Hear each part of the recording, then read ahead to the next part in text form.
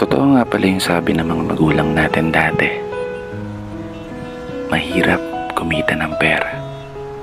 Kaya naman, lagi nilang paalala, anak, mag-aral ka ng mabuti.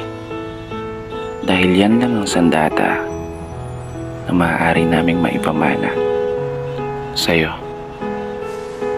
Isang sandata na magagamit mo sa mga panahong wala na kami sa tabi mo, para gabayan ka o itama yung mga mali na pwede mong maging desisyon, lalo sa sitwasyon na tanging sarili mong lakas ang ituturing mong pundasyon para harapin yung mabibigat ng mga pagsubok at hamon.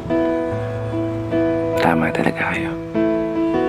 Tama lahat ng mga sinabi nyo. Eto na po yun. Ako, laban sa mundo. Ako, para sa pangarap ko. Di ko may tatanggi. Minsan ko na rin hiniling ang mabilis na paglaki. Dahilan para ang inyong mga pamahan at paalala ay nagawa akong may santabi. Aminadong nakagawa rin ng mga pagkakamali.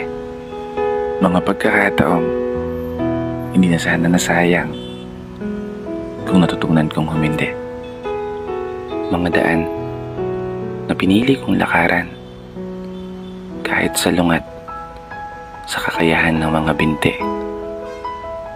Kaya ito yung anak niyo. Patuloy na nagbabawi.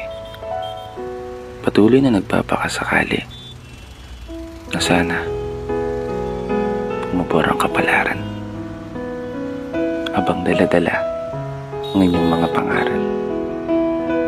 Isang pamana na bitbit ko sa araw-araw. Hindi ako sigurado kung gagana yung mga plano. Ang tanging alam ko lang, magagawa ko itong may panalo.